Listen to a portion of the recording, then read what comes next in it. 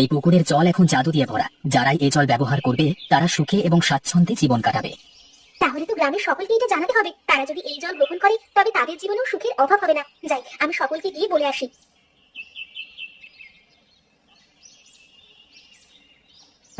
লোভ তোমার জীবন ধ্বংস করেছে। তুমি এই পুকুর থেকে কোনো উপকার পাবে না যতক্ষণ না তুমি নিজের ভুল শোধরাও। আমি সত্যি অনুতপ্ত। আমি আর লোভী হব না। আমাকে আরেকবার সুযোগ দাও।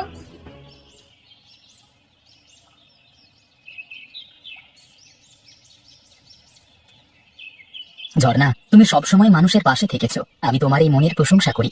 আজ থেকে তুমি আমার জীবনের অংশ হয়ে গেলে। আমি শুধু চাই সবাই সুখে থাকুক, আর তুমি আমার জীবনে থাকলে আমি নিশ্চিত আমরা সবাই একসাথে সুখে থাকতে পারবো।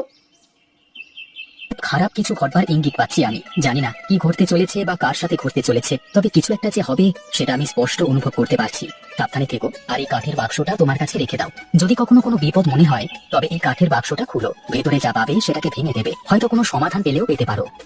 আমার বিপদ হলে তুমি আসবে না? তুমি যে আমাকে কথা দিয়েছিলে রাজহাঁস, আমার যে কোনো অসুবিধায় তুমি আমার পাশে থাকবে। তুমি তো আমার বন্ধু, তুমি কি তোমার কথা রাখবে না? কখনো দেখো আমি আসতে পারছি না বা আমাকে তুমি খুঁজে পাচ্ছ না, তবে অবশ্যই এই বাক্সটা সাহায্য নিও। এই বাক্সটা তোমাকে রাস্তা দেখাবে।